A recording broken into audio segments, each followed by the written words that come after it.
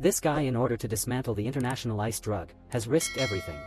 After his efforts to pose as a madman or a hitman, he finally succeeded in infiltrating the gang's network. But surprisingly, he found out that his wife was also involved in this operation.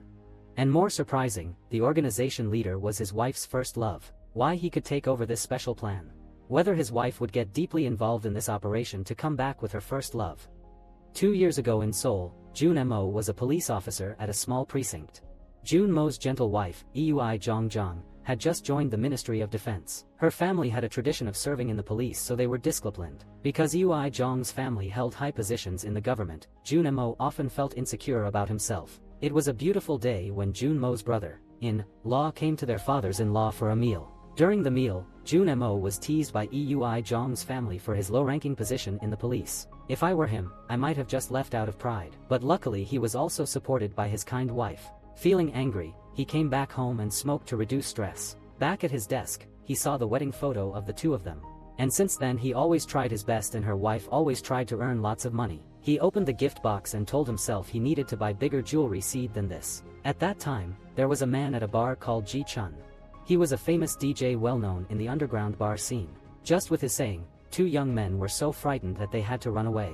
At that moment, the leader of Class 1A, named Zhang, had taken notice of him. He invited him to VIP room to talk together. He asked him to join in his opera ton, but due to his kindness, he refused to do that. When Zhang proposed splitting 30% of the earnings, he immediately agreed. And it was right that having money could buy all. And it surpassed for 1 year. By this time, Ji Chun had become a well-known figure in the Gangnam area. In spite of being a boss, he was under some rich man. These guys, coming from wealthy families, could easily trouble others. Sometimes he was teased with playful kisses by them, but he couldn't do nothing. Due to his enduration, he was looked down on by them. A year passed, and he continued to endure, following the orders of the boss, Zhang. Tonight they would end the agreement, and Mr. Zhang didn't want to divide shares with them. He jokingly asked him to steal dogs to sell as a way to make money quickly. He refused and threw a bucket in his face afterwards. He didn't want to be arrested due to some dogs, and he scolded him harshly. Since he was angry, he asked his relatives to drink wine together. Ji Chun's friends felt this was truly humiliating. Everyone was making a plan to deal with someone who wanted to prevent their boss. That night, Ji Chun taught those boastful guys a lesson, just like his neighbor. He contacted the taxi driver to arrange transportation for the guests arriving at the hotel. He will cooperate with Zhang Ryol to deal with the boss and take over Gangnam.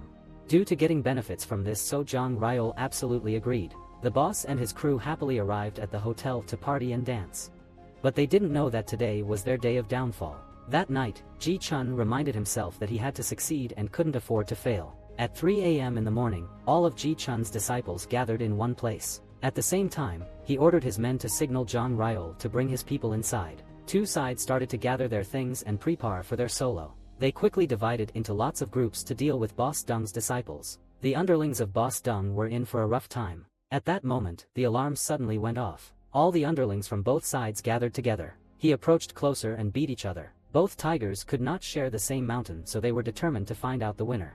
Since this was a life-or-death battle, Ji Chun placed his very life on the line in this wager. Luckily it exploded in their hands but didn't harm Ji Chun's side. On Ji Chun's side was stronger than the other. Seeing the situation worse, Boss Zhang tried to run quickly to escape, but he couldn't escape from Ji Chun. He was blocked by T-Ha and Zhang Ryol. He obediently sat in the chai and let T-Ha arrest him. T-Ha found the watch he wore suitable for him, so Het stole it. Boss Zhang, regretting his loss, couldn't bring himself to resist, but it couldn't realize that T-Ha threw him back with a swift move. He grabbed the scissors and stabbed T-Ha, and then he was unconscious. Seeing his brother injured, Ji Chun rushed over, but unluckily T-Ha couldn't get over and died. Feeling angered, he approached quickly to Boss Zhang.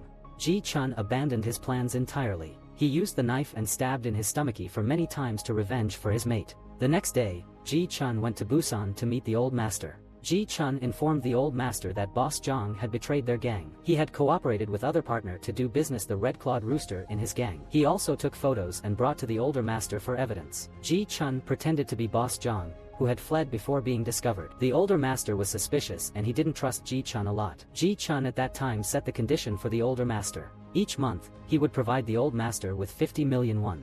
The older master found it suitable and absolutely agreed. Ji Chun became the Gangnam boss successfully. Ji Chun immediately came to meet Il-hun to explore the information from him. It was also the first step of his plan. On the other side, at a bar, a girl was high on papaya leaves. She believed she was blessed and started dancing hip-hop, jumping down from the upper floor. And afterwards she ended her own life. Japanese police knew that information and immediately rushed to Seoul prosecutor's office. They were exchanging information related to the latest incident. They suspected that Gangnam Gang was colluding with the Yakuza to sell construction materials at the bars. He need to find ways to get involved in this gang to arrest them. At that time, Jun Mo's ex-leader, Suk, drove 3,000 kilometers to find him. Jun Mo hoped that he could convince him to infiltrate the gang led by Ji Chun in Gangnam. He wanted Jun Mo to infiltrate the gang to investigate their drug trafficking operation. Jun Mo didn't want to become a criminal, so he refused Suk's request. Jun Mo feared that his in-laws would see him as a freeloader, aimlessly drifting through life. While Jun Mo was at work, reflecting on the earlier conversation, he was suddenly approached by the prosecutor. He focused on Jun Mo's weaknesses to persuade him to take over it.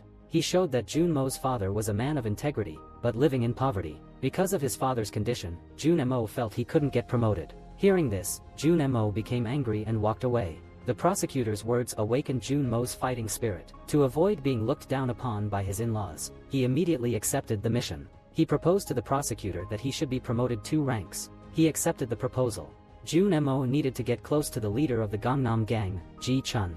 Those guys saw each other as brothers, making it very difficult to earn their trust. Jun Mo posed as the cousin of the recently deceased underling to find an opportunity to infiltrate their hideout. He used the name Kwon Seong Ho and claimed to work in a fishing team. The police would take care of the paperwork. Jun Mo requested leave from the precinct, claiming his neighbor had died. He immediately set off for the restaurant where Ji Chun often dined. He sat there, slowly nibbling on some peanuts without ordering anything else. He asked the staff to bring Ji Chun over, and even started a commotion, attracting the attention of the local gang members. With his cunning, he successfully managed to meet Ji Chun. As soon as he sat down, he noticed the watch that Jun Mo was wearing. It belonged to the late brother T-Ha. Furious, Ji Chun grabbed Jun Mo by the collar, demanding answers about the watch. Jun Mo stayed calm and questioned them in return. Ji Chun was suspicious of the cousin who appeared at such a critical moment and asked if they had found out who killed T-Ha. Jun Mo ignored their warnings and continuously mocked them, likening them to mere thugs. After achieving his goal, Jun Mo left the restaurant while Ji Chun and his men headed straight to T-Ha's house to verify. He handed T-Ha's father a stack of money, hoping to extract information about the watch and the mysterious cousin. He said that Jun Mo was actually a close friend of T-Ha's since elementary school. He refused money from Ji Chun and asked him not to return, as it was all part of the police's plan. The next day, Jun Mo visited Ji Chun's office using the business card. Upon entering, he received a warm welcome from the gang members. Ji Chun gave Jun Mo a bag of money to prevent trouble, but his true purpose wasn't about the cash. Jun Mo called Ji Chun a lowlife and tried to leave, prompting the gang to rush at him. Little did he know, they were just big guys who couldn't fight. He knocked them all out in no time. He wasn't afraid of anyone. Jun Mo asserted that he had the skill to avenge his half-brother. Jun Mo diligently handed out flyers to find the dead boss, impressing Ji Chun's gang with his enthusiasm. Ji Chun's close underling, Hee Song, sought out the leader of a rival gang. He criticized Ji Chun for ignoring others after making a lot of money and sought to team up to take him down. He asked him to avenge their grievance. He then went to meet the older Mazer and want to take revenge for his boss. However, the old master was hesitant, as Ji Chun consistently sent him money every month. Hearing that man would offer double the money, he couldn't refuse that. Hee Song took him to the building where his gang would celebrate that night and asked the leader about the plan. Chu Dao wanted to receive their weapons first and planned to stash them under the bar for convenience. Jun Mo was called in at that moment, and Ji Chun offered him a chance to join his gang. At that moment, the group wanting to take down Ji Chun burst in. Ji Chun stated that they were underlings of the one who killed T-Ha. However, it was all part of Ji Chun's plan. The weapons they had hidden had already been taken away. The leader realized he had been set up but still desperately tried to kill Ji Chun. Seeing this, Jun Mo eagerly joined the fray. Ji Chun was attacked continuously and they wanted to deal with them quickly. It turned out that the area was surrounded by Ji Chun's underlings. Both sides charged in and fought fiercely. In minutes, Ji Chun's team cleared the area, leaving the leader crippled with a broken leg. All of this was just to allow Ji Chun to eliminate his opposition. Ji Chun had the reason to turn against the old master. Tonight's celebration was a tribute to T-Ha. Ji Chun cherished him and hoped to open a business to fulfill T-Ha's dreams. Ji Chun said that he had dealt with Boss Zhang and dismantle him. According to plan, Jun Mo was welcomed into the gang. Many underlings were dissatisfied but stayed silent. Jun Mo became the youngest member of the gang. His daily job was to patrol the area with another underling, resolving any conflicts or disputes that arose. Over a long time, he couldn't find any leads.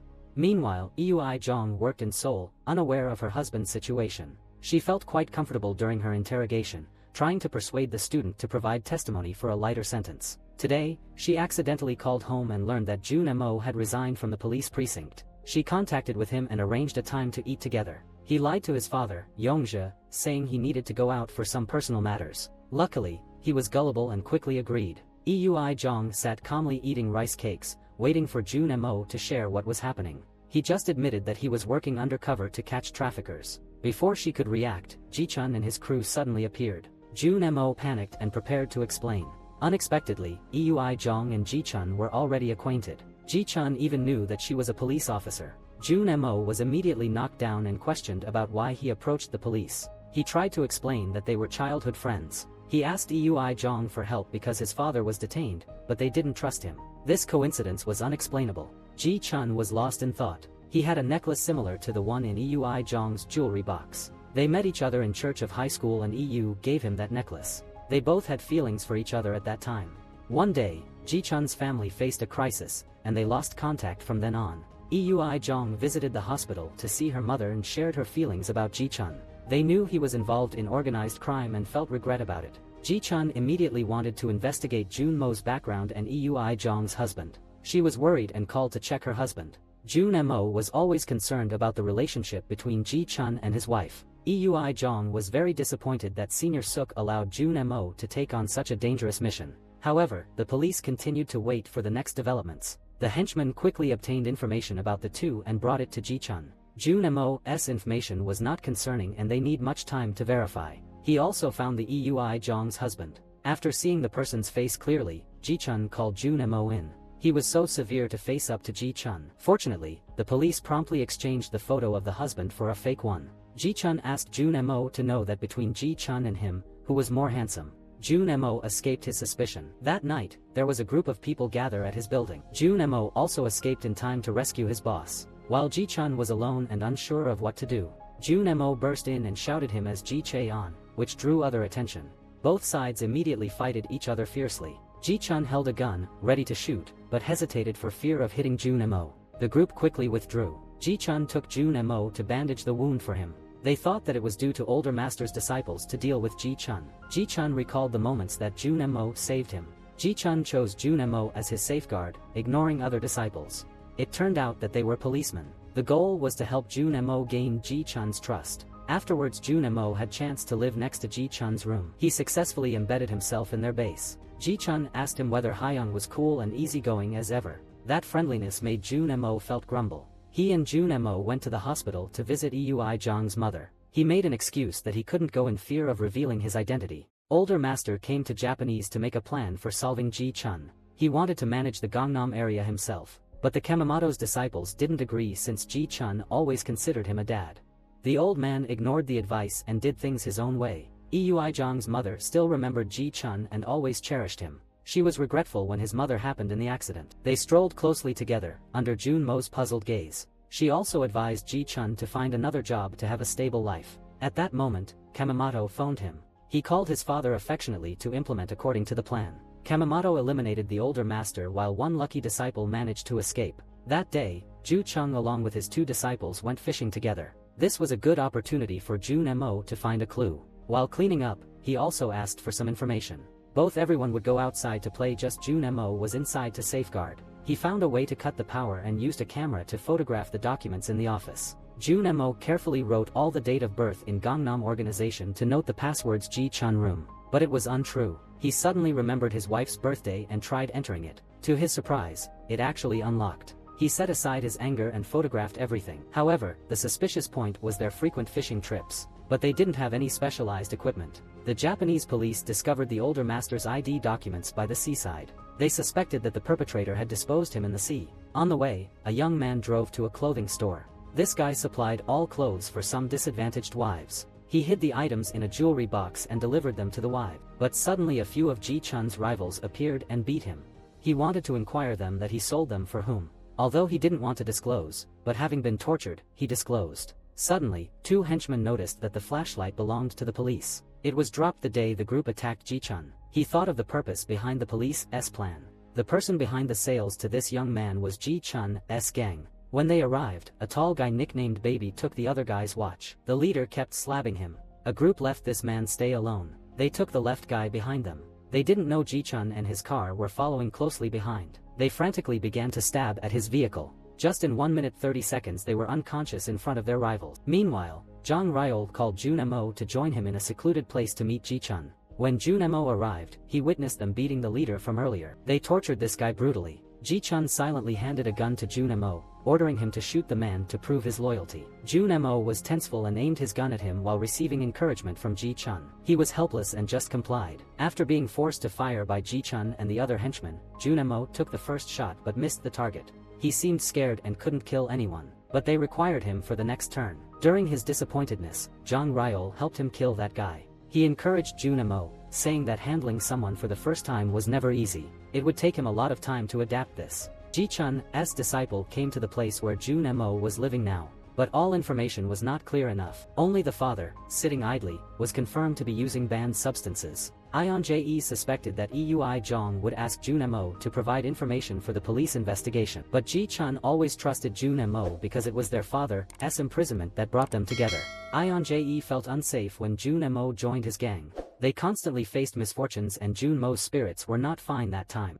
Ion Jong pretended to care for him, but his goal was to confirm whether he informed to police or not. He feared that Jun Mo would call Ui Jong, crying and confessing the recent wrongdoings. Ionje warned Jun Mo to know his place, reminding him that he was not one of them. Jun Mo felt nervous about this mission.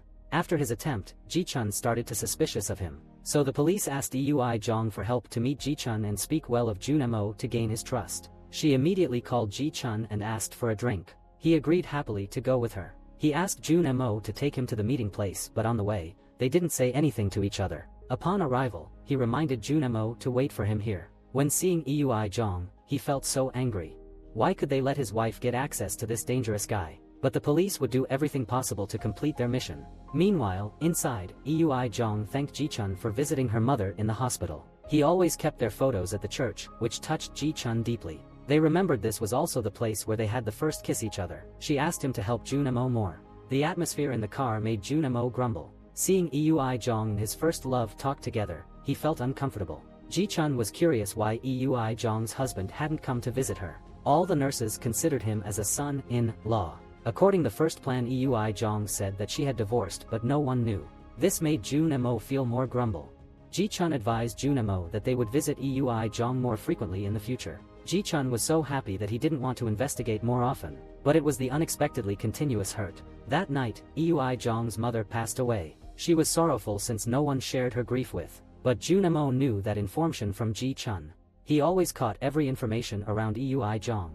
Jun Mo felt very awkward, fearing that someone would recognize him and ruin the plan. He just told Ji-chun to comfort her. Jun Mo blamed himself as a son-in-law for not sending a flower wreath like Ji-chun. Jun Mo chi ko the lang lu nup trong gok dong vien vio min. Jun Mo just acted another man and saw other guy comfort her when she was heartbroken. Just then, the nephew came over to Jun Mo and called him uncle. He and Ui Jong felt frightened without breathing in order not be realized. It was lucky when Hyung came in time to take him away. Ji-chun felt angered when her husband didn't appear. Du Hyung had to reveal himself to reduce suspicion. He scolded him for not visiting his mother-in-law. She always loved her son-in-law. Ji-chun scolded him for not seeing his mother-in-law. Each word felt like a stab to Jun Mo's heart. After his performance, he also left. Before Ji-chun came back, he also hugged Ui Jong to comfort her in front of Jun Mo. But he couldn't do anything, he just turned back to see Ui Jong. He found ways to go to the restroom to pay respects to his deceased mother, but the police didn't let Jun Mo come in. He was scared of failing their plan. He couldn't fulfill his duty to his mother-in-law. He just knelt in the hall to express his respect to her, the person who always supported him in that family. They came back and sat down. They shared a lot of stories each other when drinking alcohol. Ji-chun said that his father always beat her mother, so he had left his house with his relatives during high school. He had ever intended to kill his father if he could find them, but he didn't know that her mother had done that. Since then he had never seen Ui Jong.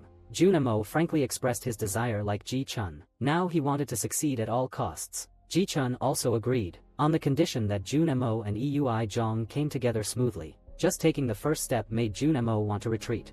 But he had to obey to obtain his trust. He also wanted to join the fishing team. However, Ji-chun was very reluctant to add anyone else to the top 3 in the organization. He always wanted him reluctantly to join. Afterwards, he called to share sadness with Eui Zhang.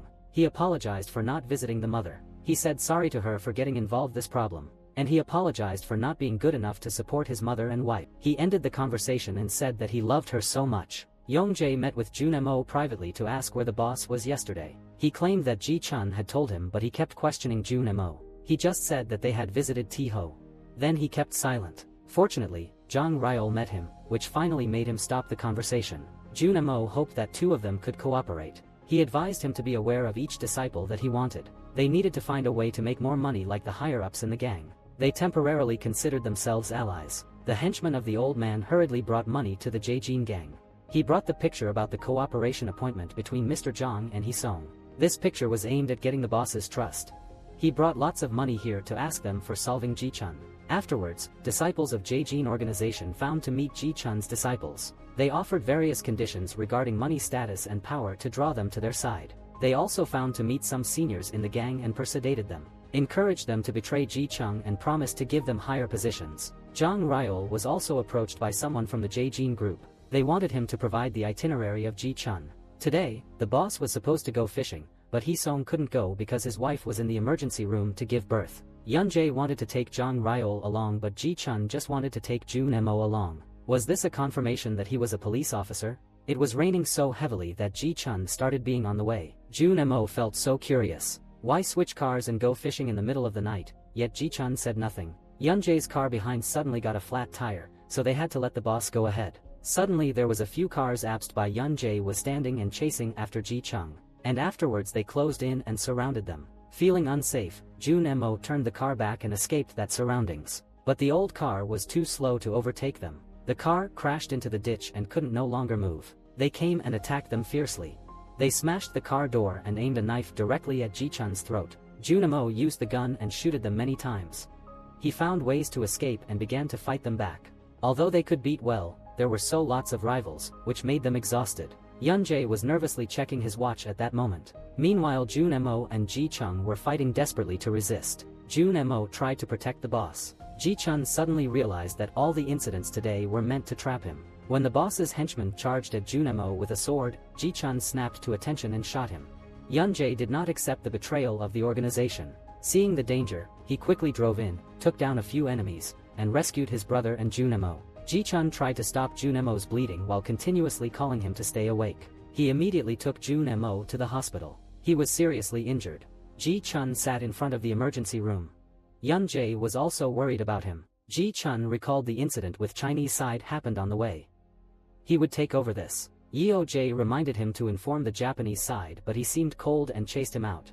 He hoped that Zhang Ryol would investigate who dared to contact with Jae Hyun. Now he just believed in Ji Chun. He immediately repaired Yunjae's tire and he found it quite unsuitable. Afterwards, he went to the hospital where Hisong was taking care of his family. They knew the schedule of their boss to go fishing that night. Jun Mo was also conscious after the surgery. Ji Chun was nervous all night on the sofa. Eui was like sitting on the fire. She thought that the police were too irresponsible. They couldn't protect Jun Mo while they were fighting for territory. He thought it was normal when there was an accident happened. It made Eui disappointed. He wanted to join the mission and found way to get Jun Mo out of there. Ji Chun said that from now, he believed Jun Mo a lot. But when he was asked about the fishing gossip, he didn't want to reveal. When Zhang Ryol came back, he couldn't find the betrayal, but he had explored the available name. Please gather all disciples at the office at 9 p.m. I would treat the rat in front of all juniors. Ji Chun didn't trust Yan Jae drive by himself. The Japanese side was angry when Ji Chun did not deliver the goods while keeping money. The adoptive father reminded him to deal with the traitor at once. On the way back to Jun Mo, some junior went to the restroom. Do Hyung went to the car to ask for his health. Jun Mo hoped that they would find the traitor before the gang's disappearance. They would bring people back to investigate. The Chinese side informed that they would come to Korea in 2 days later. Ji Chun needed to deal with this problem as soon as possible. Ji Chun announced that everyone should call Jun Mo Sr. It also meant to confirm his position in the gang. After their gatherings, only the name Thok Bet was missing. He was the traitor and found ways to escape. But Zhang Ryol was ready to stand downstairs. When the police arrived, there was no one left. Thok Bet was arrested and hung upside down to be dealt with. Ji Chun wanted Zhang Ryol deal with him by knife. Jun Mo used a stick to hit him, which scared everyone. But doing like that could help him. Ji Chun just kicked him out of here. Jun Mo managed to gain higher position. Ji-chun informed that Chinese side would come in 2 days later. He would meet them himself, and Yong Jae prepared to go first. At that time in China, the so-called Han professor was here. She was aimed by Korean police. She used to produce flour and was convicted before. Chang Sik contacted the Chinese police to have her wanted. Eui-jong began the plan to date Ji-chun on the day he met the person from China. Although work was important, it could not win love. Ji-chun handed over it Yong Jae deal with it. Jun Mo and Jang Ryol told their doubts. They hoped that their boss could check whether Yong Jae was too suspicious. Tak Bet couldn't guess their plan. Ji-chun just accepted that they would investigate quietly. He also this henchman to gather information in the gang. Jang Ryol said to Jun Mo that it could change everything if it was according to the plan. He immediately went to the prison to the old master's henchmen. They wanted to ask why they knew the boss's route.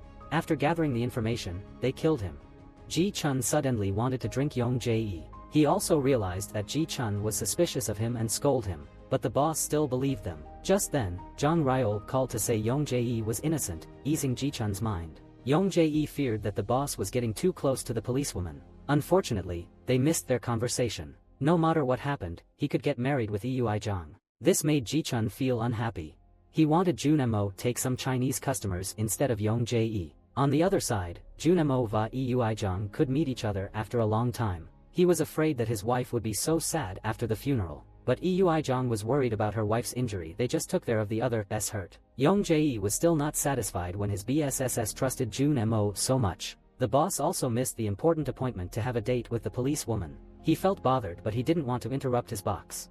Jun Mo needed to find out whether the guest was Professor Un. But when he arrived, the guest was a young man. Looking at her Jun Mo's stupidity, it made her annoyed. And Ji-chung and Eui-jong were happy to go to the cathedral together. He held her hand as ever.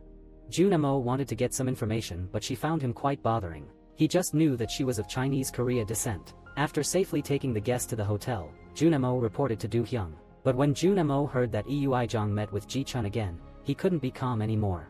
Since they just took action without his permission, he was angry and bumped into Japan's smugglers. They felt annoyed, but they didn't want to make a big fuss. After arriving, Chinese sides were unpleased when Ji-chun didn't meet them directly. He invited to meet Hei Ryan as soon as possible. Suddenly, Ji-chun mentioned her dream from the past to Eui-jong. He dreamt of being lots of companies as owner Doak Lam Chu Quan Yut Song Tai. Eui-jong pretended that why he could do that with his young age. She asked so much, but he didn't answer. She then recalled the promise they made when they were in high school. At that time, he hoped to own a nightclub and become wealthy so that everyone would not despise him, and he would want to get married to her. Ji-chun immediately went to the restaurant to meet Jun Mo. Both of them had to bow to Hei Ryan. Jun Mo was stopped by her bodyguards, preventing anyone from overhearing the conversation. Seeing the fruit basket, she scoff-fed and always just giving money and watches. She wanted him to compensate for the failure of previous transaction. Hei Ryan came here instead of her father was that BNH proactively invited them to South Korea. Feeling unsafe, he just raised the import amount, but she just came out with her money. The henchman Osama from the Japanese boss called to inform about the meeting time for tomorrow. The police had obtained their information. Do-hyung gave Jun Mo listening devices for coordinated surveillance. Chang Sik was excited to make a big catch like that. Jun Mo was annoyed that they kept using Eui-jong in this plan. The old master's henchman, previously dealt with by Ji-chun, went to the police to report that his boss had been captured. The eager cop Min-gu immediately began interrogating him. The henchman said that they captured the man who sold drugs named Lanky. Later, the manager was taken by Ji-chun's gang. Osama announced the meeting location but said only one henchman could accompany him. Ji-chung chose Jun Mo without hesitation. The others waited outside the hotel, feeling dissatisfied. Just then, police Min-gu provocatively confronted Ji-chun, angering Jun Mo at the stranger's interruption. And he behaved rudely, and his aim was to find Lanky. He believed the young man had arrested the manager. He also asked Yong Jae and Hee-sung, but no one revealed any information. Min-gu warned them that they would soon meet again. Min-gu clung to Ji-chun's car like a leech. The police team organized by Hee-young was ready, from the hotel lobby to the surveillance room, and he would consider the situation. Jun Mo had left the listening devices in his socks. He couldn't believe that Min-gu arrived without invitation. The Chinese side arrived first, and Osama's henchmen thoroughly searched them before allowing entry. He came to investigate Ji-chun and Jun Mo. He investigated Jun Mo carefully than anyone ever before. When he touched Jun Mo's leg, Hee-young immediately ordered to trigger the fire alarm. While the chaos happened, Jun Mo suggested running to assess the situation. He intended to discard the listening device, but, recalling that he had checked the medicine box, he stuffed it inside instead. He succeeded coming into the room. He was so careful to order Ji-chun and Jun Mo's bodyguards to move to another room. He also turned on the music volumes so that the listening devices couldn't hear anything. Ji-chun kept asking if her Japanese father was coming, but Osama ignored her. He was worried that the previous traitor would lead the police to monitor Ji-chun. Osama required him to carry the bag and stand in front of the hotel as if waiting for a drug dealer. He also found out if there were police or not. Ji-chun gritted her teeth and obeyed. Both were bewildered when they saw two of them appear. The police were about to take action, but Do-hyung quickly ordered them to stand down. Osama sent Ji-chun away to discuss the deal directly with Haryan. He cut the portion of the money for Ji-chun. Osama called the box.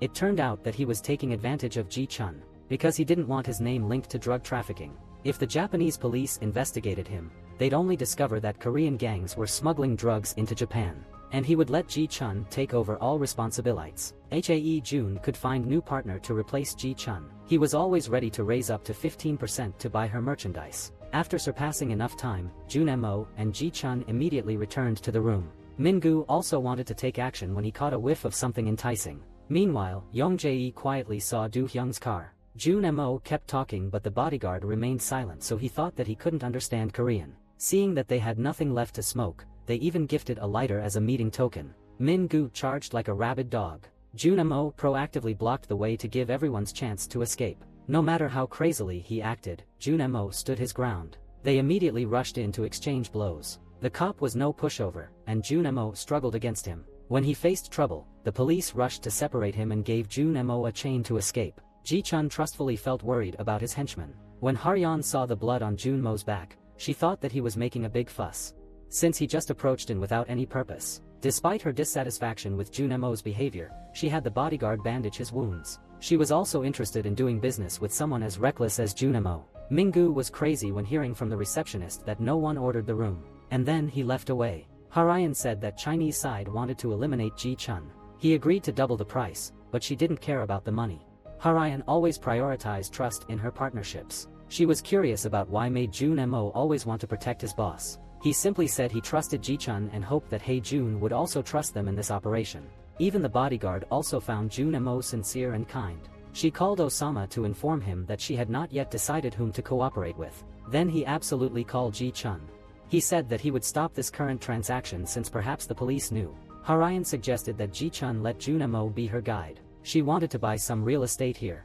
Unexpectedly, the crazy cop showed up at Ji-chun's office with a hammer. He knocked out the two henchmen guarding the door. The manager immediately ordered to prevent him. He didn't say much and smashed the lock to break in. He knocked out the manager too and wanted to know where Ji-chun was. Min-gu, like a lunatic, furiously struck the manager in the face. It made him bleed profusely until he lost consciousness. Seeing that, other henchmen couldn't do anything. Ji-chun received the news that there was a police who wrecked the office. Jun Mo wanted to turn himself in but Ji-chun refused to let him do it. Jun Mo set the conditions if he could solve the problem well. He wanted his boss get involved in the negotiation between Japanese and Chinese. Jun Mo just admitted assaulting the police, but he wanted to get all information about whom left the hotel. Jun Mo said Min-gu was no different from a thug who just used the violence. He was just lucky to get higher position than him. He successfully challenged Min-gu. He knocked out Jun Mo. Jun Mo just remained silent and smiled at him. Just as he wanted to strike Jun Mo again, but Chong-sik suddenly appeared. All the police were worried when knowing that he was there. Chong-sik said that they should report the police for assault during the investigation. They hoped that Chong-sik would let it go. Jun Mo safely exited and found Jong-ail waiting for him. Jong-ail even offered him bread when he was hungry. Jun Mo said the police made him sign a paper agreeing not to sue after being punched. Then they would be released. Jong-ail was jealous when his boss took Jun Mo away instead of him. He suggested that he should eliminate the current leader to take their place. This aligned with Jong-ail's thoughts. He said that despite his hard work, he still held a low position in the gang. Yong-jae was suspicious when Jun Mo was released very easily. He feared that Eui Jong had contacted the prosecution to help Jun Mo. While Yong-jae believed the police might be backing him, Ji-chun disagreed. He urged him to complete the record soon. Ji-chun wanted Jun Mo negotiate with Chinese sides. Hee-sung believed that it would be for new henchmen to deal with this important problem. Ji-chun was still upset when the Chinese sides looked down on him. The police had investigated their information but didn't have the obvious evidence. Jun Mo decided to contact with Haryan. He asked the jewelry manager Yong-jae to handle it because he suspected him the most. Eui Jong arranged to meet Ji-chun. She just sat in the car and shared some stories about her in the past. When Ji-chun realized that Eui Jong didn't help Jun Mo, it made him so happy. Ji-chun came back to meet his mother and wanted his mother to help him with important thing. Harayan, a bodyguard, went to Ji-chun's bar club. He is looking for someone who sells tire stones here. The young man saw the money and took him to the restroom. He took money away and quickly left. The guard received the goods in the crystal box. Junemo invited Harayan to meet each other. The guard thoroughly checked the car for safety before letting Harayan sit down. That man returned the lighter and told Junemo to take care of her. Until that time, he knew that the bodyguard could speak Korean.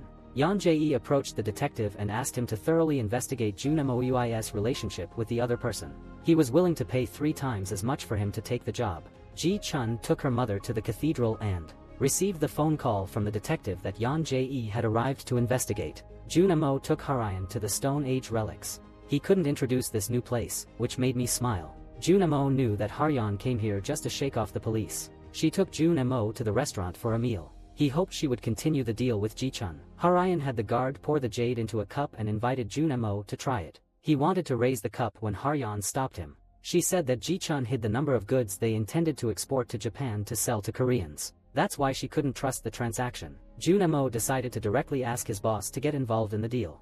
He also used the handsome guy tactic, saying that he could be by her side more often. That didn't change Harayan's mind. The police needed to stop the illegal trade of banned goods at Bar 3 first. Calm China's anger while also trapping Yong Zi to eliminate him. The police quickly took action to bring Yong Zi to the station for questioning. Of course, he wasn't easy to get information from. Mr. Hai hurriedly reported that Yong Zi had been arrested. The police were conducting a research for the bar club and arrested a young man selling goods here. He had clear evidence on him, and they found a notorious figure smoking opium in the bathtub. The police said Yong Zi revealed he was smoking opium, and after the plan succeeded, they let him go. But Ji-chun suspected he had escaped too easily since the police had searched the nightclub. The notorious figure burst in, accusing Yong Zi of betraying him. Even as he tried to deny it, it only increased Ji-chun's suspicions. He ordered everyone out so that Yong Zi could stay. He was angry that his boss trusted Junemo more than him in the same situation. But Ji-chun had another ledger from Yong Zi's bar and knew he was hiding goods to sell to others behind his back. He ordered Yong Zi to gather his money and get away from the cops.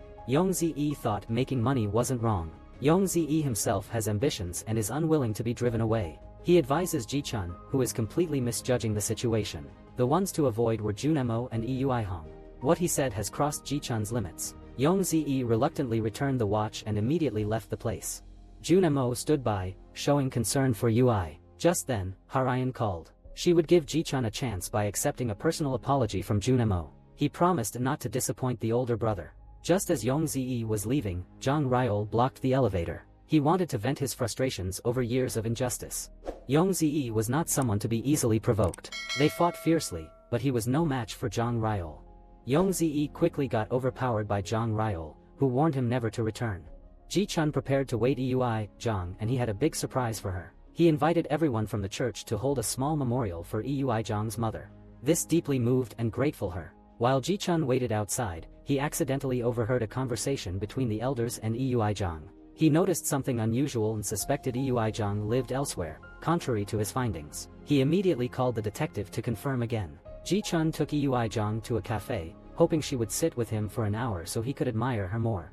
Chang-sik knew that the detective was investigating Eui-jong's father's workplace. Junemo believed that Ji-chung was arresting his wife hostage and quickly drove to the detective location. He successfully obtained documents about Eui-jong's father and their family. He was about to call Ji-chun when Junemo arrived, saying he was sent by the older brother for a private talk. Junemo was curious about the documents, but he let his guard down and wanted to leave immediately. The detective uncovered Junemo's identity as a police officer and urged him to cooperate, but he attempted to escape.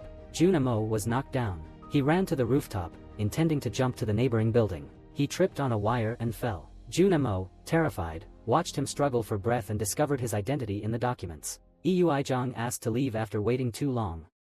Hearing Ji-chun's call, Junemo quietly decided to take the documents and leave, while at a secret base in China. Professor Il-hun and Harayan's father were selecting someone to transport goods into South Korea. After a few hours, all the manufacturers gathered in the hall to raise their glasses and vow loyalty to the family for the next shipment. Harayan met with gang engineer Jae-ryan Kang, who scoffed at the choice of Ji-chun for collaboration by the Chinese and Japanese sides. Kisu was annoyed that she dared to look him in the eye, but Harayan was not easily intimidated. She stated she was not there to negotiate with small fries. Feeling intimidated, he agreed to her price that they planned before. And meanwhile Ji-chung remained unaware that the detective met the elders. His constant calls left Jun-mo panicked and questioned the police why their information was disclosed. Both were nearly in danger, but Chong-sik remained indifferent and reminded Jun-mo to continue the investigation. Ji-chun visited the detective's office and knew he had fallen from a high-rise, which made him more curious about Jun-mo and Eoui. Especially Jun-mo kept pushing Ji-chun to trust him, planning to win Haryeon's trust to keep investigation going. Even Eoui couldn't accept the police's actions. They prioritized their mission over a lost life. Ignoring Jun-mo's danger, she set up a meeting with Ji-chun to assess the situation and called her crew to join her. In the morning, Ji-chun tidied the office for Eouy's arrival, while Jun-mo dressed smartly to meet Haryeon. Eouy's presence created a tense atmosphere as the couple prepared to approach dangerous individuals for their mission. Ji-chun mentioned that Haryeon liked Jun-mo, which made Eoui feel a bit awkward. Just then, Eong-jae appeared while they were talking. Ji-chun let him investigate the detective case while he and Eoui were ready for any surprises. Jun-mo and Haryeon walked around the ancient streets. She felt excited about being closer to him. Ji-chun took Eoui to the land where he intended to sign a contract, where he wanted to do business here. He wanted her to be honest with him, and when Jun-mo called, she couldn't answer. Eojae came to survey the scene, and he visited the agency where the detective took the files. He immediately reported it to Ji-chun about his lost phone. Ji-chun asked Eojae to pose as a police officer to obtain a copy of the detective's documents. Eojae obtained the documents, and Ji-chun instructed him to read them immediately. Eoui gripped her gun tightly when he told her to turn around, but Ji-chun only put a necklace on her. This made Eoui scared, but she still kept calm. Since Do Ha-young arranged everything, he wanted his employees to hide the secret. Unexpectedly, Eojae, captivated by her beauty, bought flowers and ran into Do Ha-young.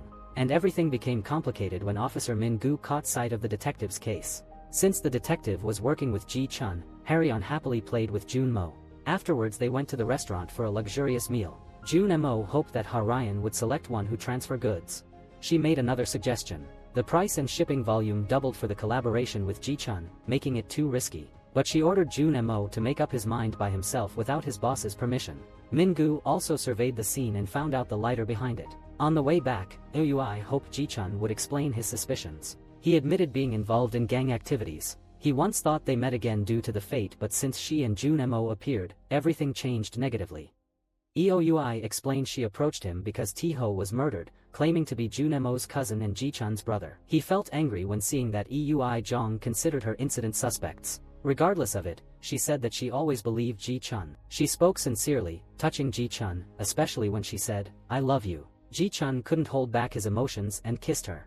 Meanwhile, Hee-sung and Jang Ryol were watching the Japanese. They realized they were secretly meeting Jae-hyun's gang to advance their mission, and Jun-mo agreed to Haryeon's proposal. She immediately informed his father of wanting to cooperate with Ji-chun and make a direct transaction with Jun-mo. But his father didn't agree and warned her against approaching Ji-chun at any costs. Ji-chun directly introduced Eui-jong as sister-in-law to their disciples. This made Hee-sung surprising. He couldn't understand why his boss brought the police to here, but Ji-chun didn't care anymore. Hearing that his boss let Jun-mo negotiate with Chinese sides, he had a date, which made Hee-sung feel unpleased. Haryeon asked Jun-mo to sleep with her, as it was a non-negotiable condition of the deal. Ji-chun said that since Het met her, he always wanted to be a good man, which never made her disappointed. While she rushed and wanted to kiss him, he found no way to push her away. Jun-mo felt overwhelmed by Haryeon's kiss, but thoughts of Eui-jong caused him great distress. At that time, when they approached her closer, her bodyguard came in. He informed that his father didn't want to cooperate with Ji-chun anymore. He chose to cooperate with Jae-hyun. At that time, Jae-hyun gang waited outside and Jun-mo constantly called his boss, but no one answered. He just called Jang Ryol to warn the upcoming traitor. Suddenly, he found many thugs came in. Everyone prepared the weapons and Ji-chun quickly took Eui-jong into the room to battle. They immediately came and fought each other fiercely. Ji-chun was blocked at the door, determined to rush outside, leaving Eui-jong stunned by the scene. He drove quickly and recalled the day his father asked him for money on his wedding. That moment made him ashamed of everything. It made him feel unsafer. At that moment, the two gangs were still fiercely clashing with each other. Upon arriving and seeing the brutal scene, Jun-mo came to battle. Seeing Eui-jong there made him feel mad, making him fight even more fiercely. No one could prevent him. He appeared like a demon from hell. He wanted to protect her wife. Seeing that, it made her scared and frightened. It was a shocking moment she wouldn't forget, especially when Harayan showed up to tend to Jun Mo's wounds. This was the first time she didn't obey his father instead of Ju Mo. He required him to prove her choice. Ji-chun and his crew stormed into Jae-hyun's base, while Jun Mo quickly restrained Kisu. He demanded his leg and warned him about Osama. Ji-chun stood his ground and required the boss Kamimato to apologize to him. Feeling shocked and exhausted, Yu-jong came back home. She took the picture of her and Jun Mo in wearing police uniform, and recalled unforgettable memories when they fell in love each other. The bloody scene made she collapsed and disappointed. Hee-sung felt disappointed that the boss didn't come to his aid when he was in danger. They fell into deep thoughts behind this scene. Ji-chun left a message encouraging Yu-jong to overcome the shock. Jun Mo advised him not to get deeply involved in the mission. He begged her to stop participating, while he needed to continue to resolve the case quickly. Ji-chun took Jun Mo home to eat and rest. Jun Mo advised his boss to be calm and let the Japanese sides cooperate with. But they dared to harm Yu-jong, which made him difficult to let it go. That night, Jun Mo couldn't sleep when Ji-chun's sister unexpectedly came home. She was surprised her brother brought someone home besides the deceased Tae-ho, while Chong-sik had the local police cover up the previous night's fight. Ji-chun didn't want to make up with Japan's sides. Jun Mo quickly urged his boss to reconsider and prioritize making money over his honor. His sayings just aimed at the deal instead of anything. Tae-min-gu found to meet Ji-chun. He questioned Ji-chun why he was just calm after a bloody incident that night. He also took out the lighter and stated that it was Ji-chun. He planned to trap Jun Mo by leaving the lighter at the police station, but Jun Mo calmly denied it was his the next day. Jun Mo came to apologize to Osama for Ji-chun and used flattery to secure a collaboration. Minga met Kisu to investigate unclud cases. But the disciple stated that Tak Bet was selling goods, who was related to Ian Ki. He met with him to offer a deal for cooperation to avoid being used as a target for Mingu's practice. He acted ruthlessly and caused him pain and forced him to reveal the information. He revealed the location of his girlfriend. And when they arrived, she wasn't at home and the boss Mr. Kamimato came to the South Korea himself. But Ji-chun didn't care them. He hiked the price sky high, infuriating the man, who stormed off. This made Jun Mo furious. Osama was hated by Kamimato and his arrival to that place was in no vain. Jun Mo met Harayan, hoping she'd join him to meet the Japanese side. Osama took them to see Mr. Kamimato. Jun Mo admitted that Ji-chun committed serious fouls and he would take over this to transfer goods. Harayan insisted on cooperating with South Korea instead of dealing directly with him. Kamimato asked Jun Mo whether he wanted to be his son, and he gave him a knife to complete the ceremony. Harayan signaled Jun Mo not to take risks, but he hesitated. The man then ordered his subordinates to force him. When he decided to brace his finger, a subordinate suddenly stabbed Kamimato. Everything happened quickly made them bewildered. Osama negotiated with a subordinate to betray Mr. Kamimato and quickly took his place to negotiate. Ji-chun also knew the plan. He decided to cooperate with Osama. Just Jun Mo and Harayan didn't know about this one. After leaving Osama's base, Ji-chun and Jun Mo sat down to drink and share their thoughts. He revealed that he would come back to live a normal life with Yu-jong. Leave the dangerous life behind and become a law-abiding citizen. Live harmoniously with her. Jun Mo would become the new boss, as he is the subordinate the man trusts most. It forced Jun Mo to expedite his plan. The next day, they attended the investment conference for Ji-chun's project. He invited Yu-jong to prove that he changed. Jun Mo just kept silent and saw them. But they didn't realize that the police Mingu appeared here. He constantly warned that Ji-chun wanted to get Ian Ki's information and the manager. This made Ji-chun uneasy, as Mongu aimed for the police outside to photograph those around him for investigation. Jun Mo called Chong-sik to question them, worried Mingu would investigate freely, and see Yu-jong.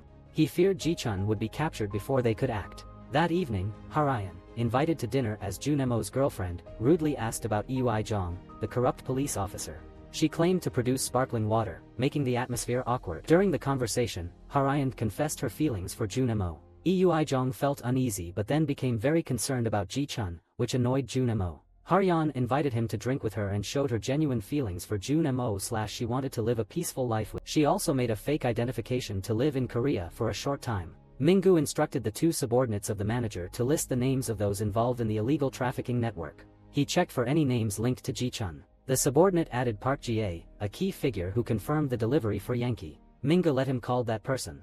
The subordinate arranged to meet Park-da at the school. Unaware of the danger, he hurried there, while Mingu secretly had him taken to the station. It was Jun Mo's father, who was unconcerned about being arrested and boasted that his son and daughter-in-law were police officers. Finding that it was difficult to get information, Mingu offered to release him in exchange for leads on the ringleader. Du Hyung received the news that everything was unstable, and urged him not to meet Minggu again. He spent money to keep Junmo's father silent. He asked Yankee's girlfriend to inform the police that Jang Ryol was the informant, promising to help her move to a safer place instead of prison. And she was pregnant, she couldn't do anything. Minggu was suspicious when Yankee's girlfriend came forward to reveal important information at this time. Luckily her skills were good enough to convince Minggu. He immediately made Jang Ryol go away. Ji-chun and Hee-sung were puzzled by Yankee's girlfriend's testimony, as no one else was present that night. Ji-chun thought that Yong Jae betrayed him by informing the police, and Hee-sung wanted to stand the chance to gather more items. Junmo saw the deal as their last chance but was distracted by Hyung's recklessness. Forgetting his police identity, he risked everything to complete the mission like a thug. Ji-chun reassured Jang Ryol not to worry, but he refused to reveal the truth. Jang Ryol insisted on his right to remain silent, driving Minggu to frustration. Junmo met Harayan to ask her for more goods for the boss, despite the dangerous situation and the police investigating everywhere. Trusting him, Harayan agreed. Meanwhile, in China, to push the goods and supply, they worked every night. The police launched their operation. That night, Junmo, Ji-chun, and Hee-sung headed to the sea to receive the shipment. They didn't know that Yong Jae had returned to their office and ruined Ji-chun's plans. 2 days earlier, Minggu learned from Jae-hyun's subordinates that Ji-chun's companion was a police officer and sought confirmation from a former colleague. He suspected she was betraying her husband with the mob, while Ji-chun was trying to escape his life of crime. He bought a big house to live with Euyong. She hoped that Ji-chun stopped that transaction, but he refused. She also advised Junmo to stop, but he believed that she was just worried about Ji-chun. She feared that her husband would get deeper. Then Junmo and Ji-chun boarded a boat to head out to sea. After delivering the goods, the Chinese team quickly left. The two packed the items into bags and returned to shore. Before returning, Junmo noted the ship's information for the police. The three then headed to the Japanese delivery location. The police had surrounded the area, but unexpectedly, Junmo's vehicle was involved in a serious accident. Meanwhile, while the two were dazed, a subordinate took the goods. Ji-chun called for Junmo to wake up when the vehicle suddenly exploded. Du Hyung, receiving the news, became very worried. Fortunately, Ji-chun had pulled Junmo out in time. He realized Euyong had colluded with Kim Jin and betrayed them. Ji-chun ordered his subordinates to capture the two and gave Junmo a list of key players to handle. Ji-chun was furious that Euyong had stolen all the police money. The Japanese side gave them a week to resolve the issue. Minho went to investigate Junmo at the police station and wanted information about him. Meanwhile, Junmo was apologizing to Hae Ryan. His first operation failed, but she wasn't upset. She chose to trust him to recover the lost goods. She comforted Junmo to help him feel better. In their casual conversation, Hae Ryan inadvertently mentioned the address of the base in China. Her father was very disappointed and decided to hold Hae Ryan responsible for the transaction. Junmo advised Hae Ryan to return to China and wait for him to find the goods before coming back. He feared something might happen to her. He then called Du Hyung to inform him of their base. The Chinese police launched a plan to surround the area. Chang Sik was eager to raid the drug production site, while Du Hyung suggested publicly investigating and arresting Young Jae. His presence threatened Junmo and Euyong, but Chang Sik was solely focused on solving the case, disregarding their safety. Young Ryong was released as well. Young Jae asked the boss to send him with the earlier documents, and the two returned to the police station. Euyong questioned why Officer Minggu was sent to investigate Junmo, leading Du Hyung to arrange a meeting with him. Minggu obtained false information that the person in front of him was Euyong's husband. He joked about being unaware of the betrayal. Du Hyung warned him not to meddle in others' affairs, unaware that Young Ryong was watching from behind. Young Jae remembered meeting Du Hyung at the document site. After days of searching for Young Jae, Junmo was losing control and disregarding everyone. He was so obsessed with finding the goods for the deal that he was losing his mind. Even Ji-chun couldn't stand Junmo's behavior. Euyong called to say she wanted to meet and provided Young Jae's address to help Junmo. He was annoyed that they didn't call but came to meet him directly. Euyong was worried about her husband's heightened stress levels, but he yelled at her for interfering with the plan and distracting him. He was acting like a madman, ignoring their advice. Du Hyung and Chang Sik forced him and Euyong into the investigation before the party. Young Jae arranged to meet the female employee. Young Jae threatened her to reveal the truth, knowing that Du Hyung had asked for her help with the investigation. Young Ryong then asked her to call Du Hyung. He also called Junmo while monitoring Young Jae's house. Euyong reminded Ji-chun again to stop before it was too late, but he wanted to complete the job first before withdrawing. When Du Hyung arrived at the dark, empty office, Young Ryong emerged from the shadows, while Young Jae locked the door outside, leaving them to handle things alone. Junimo ran to tell Youngjae to escape while he went inside. At that moment, Do Hyung had been beaten unconscious. Young Ryong knew that the person sitting there had a different name. He suspected that Junimo was the rat in the gang. Young Ryong demanded that he take a knife and deal with Do Hyung to prove his suspicion wrong. But after connecting all the events, he firmly asserted that Junimo was colluding with the police. Despite Junimo's explanations, he shot Young Ryong.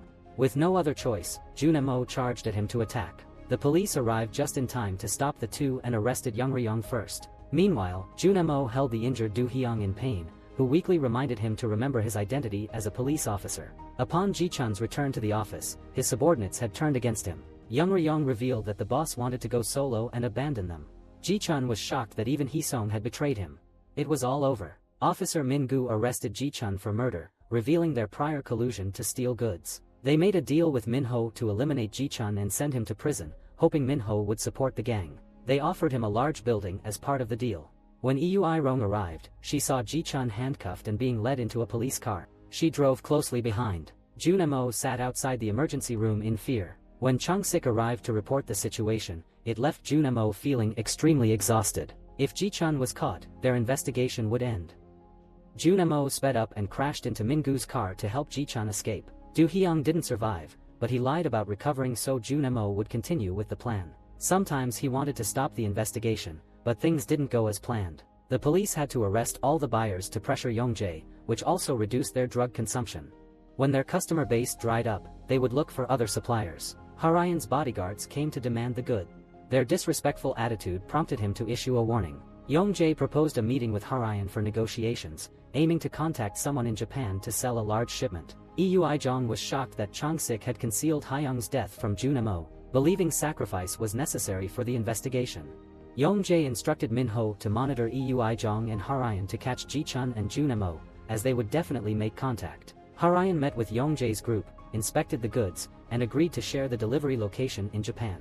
This pleased Haesung and Youngjae, who suspected nothing. The bodyguards worried that she was too trusting of them. Harayan was following Junimo's orders for the delivery. Junimo repeatedly asked about Hyung, but Chung-sik kept hiding the truth. He had to succeed in this mission. Min-gu's colleague showed up at Hyung's funeral and realized the man had a different name.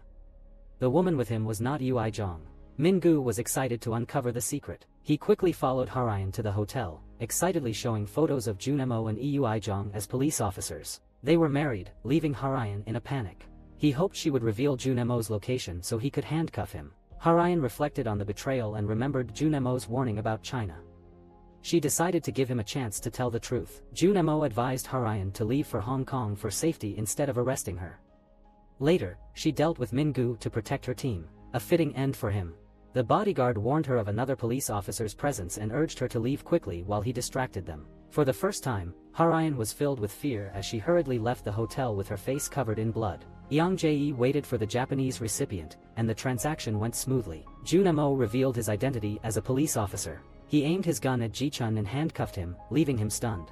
Yet, he couldn't take the key, giving Ji-chun a chance to escape. Junimo quickly ran to Yang Jae, who was in a good mood after receiving the money and didn't want to deal with him. But when they saw the police arrive, they realized Junimo was the mole, and the three of them were arrested. Before leaving, Junimo quietly left the handcuff key behind.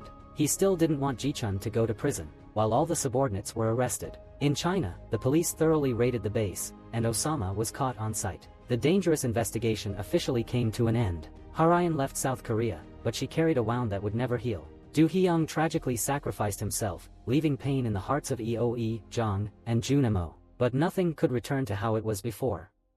Ji-chun suddenly appeared at Junimo's home. He couldn't accept being betrayed by the people he trusted most. Junimo warned him to surrender. Eoi Jong sadly urged Ji-chun to stop committing crimes. However, Ji-chun wanted to use the substance to deepen his obsession with them. Junimo shot Ji-chun before he could take his own life. Eoi Jong instinctively held Ji-chun in her arms. Junimo felt uneasy wearing the watch Ji-chun had given him. No one wanted this ending. Junimo and Eoi Jong received medals for dismantling the drug ring. Hyung's wife accepted the award for him, but it felt insignificant compared to his life. Since that night, Junimo and Eoi Jong drifted apart. He visited Ji-chun's grave, left his wedding ring, and then left. Alright, the movie ends here. Please take 3 seconds to subscribe to support us. Thank you for watching, and we'll see you in the next film.